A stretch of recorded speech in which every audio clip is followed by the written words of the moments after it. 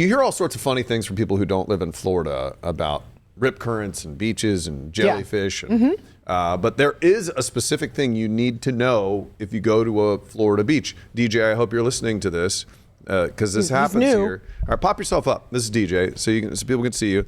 DJ, if you end up at the beach and you're in the water and you start getting sucked out in a rip current, do you know what to do? Run zigzag.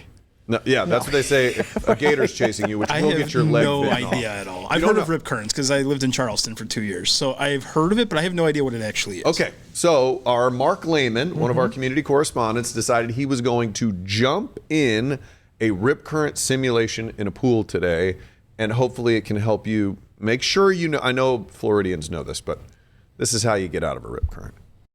Churning up turbulence at Daytona State College, these portable pumps are the newest tool for Volusia County beach safety, showing what it's like to get caught in a rip current. We're the first lifeguarding agency to use this rip current simulator anywhere in the country.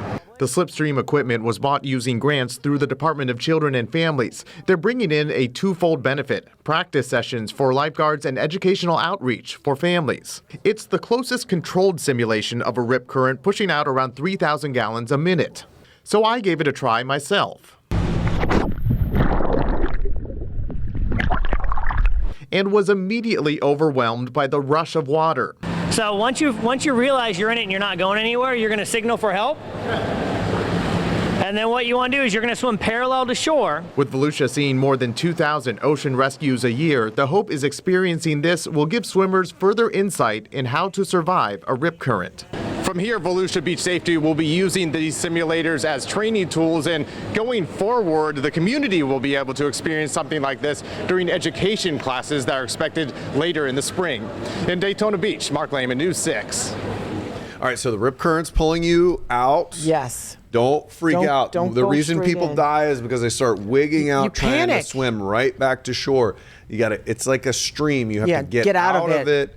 And then you can get back to shore. The main thing is you have to stay calm. That's the main thing. Don't fight it and wear yourself out. And they tell you, one of the serious things that happens when someone tries to rescue someone who is drowning is that the person who's trying to do the rescuing often drowns because the person they're trying to save is in such panic mode, and you can't fight that. And I heard, I don't know if this is true, but sometimes when they're trying to rescue you, they just clock you. They just knock you out and just drag you. Who'd you hear that from? Mike Tyson? I was watching Baywatch.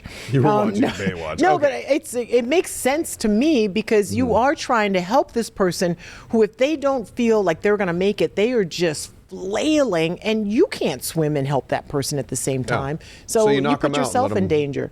No, drop to the bottom of the ocean. No, you're holding on to them while you do it. Now somebody's going to go and punch someone when they're trying to save them.